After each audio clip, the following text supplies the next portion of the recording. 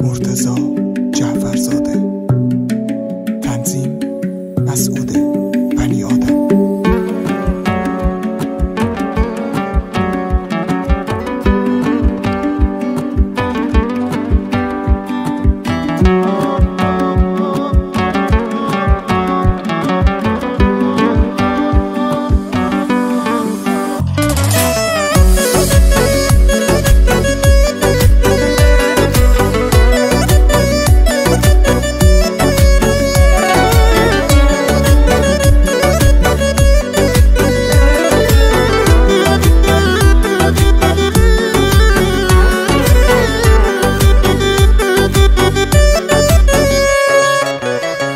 به جمعه شد و دلتنگیام زیاده، مثل شب گرده عاشق راه میرم پیاده.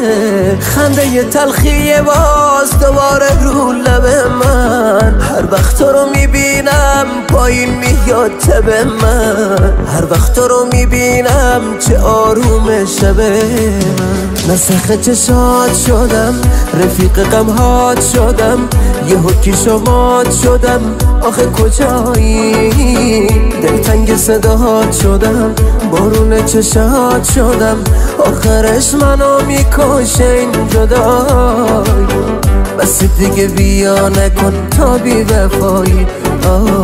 بس دیگه بیا نکن تا بی وفایی.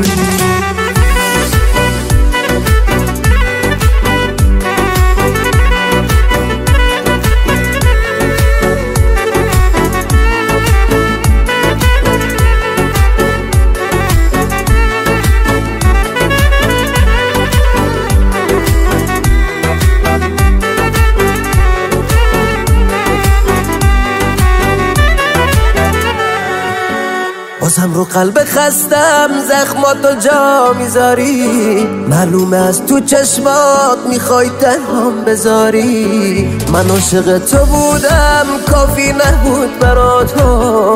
چی شد که از دل من کم میکنی هوا تو؟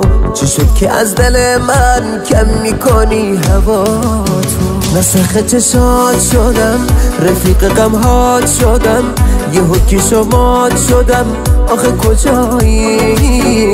دلتنگ صداهات شدم، بارون چشات شدم.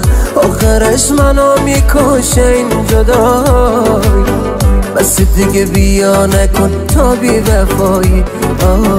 بس دیگه بیا نکن تا بی وفایی.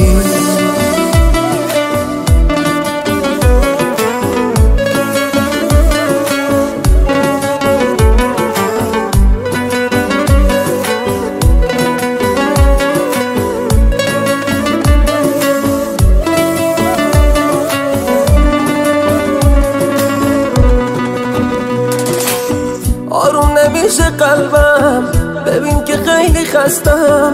من با یه عشق تو ما غرورم و شکستم. بس بی وفا دیگه ندارم. میرم با خاطرات تنهات میذارم.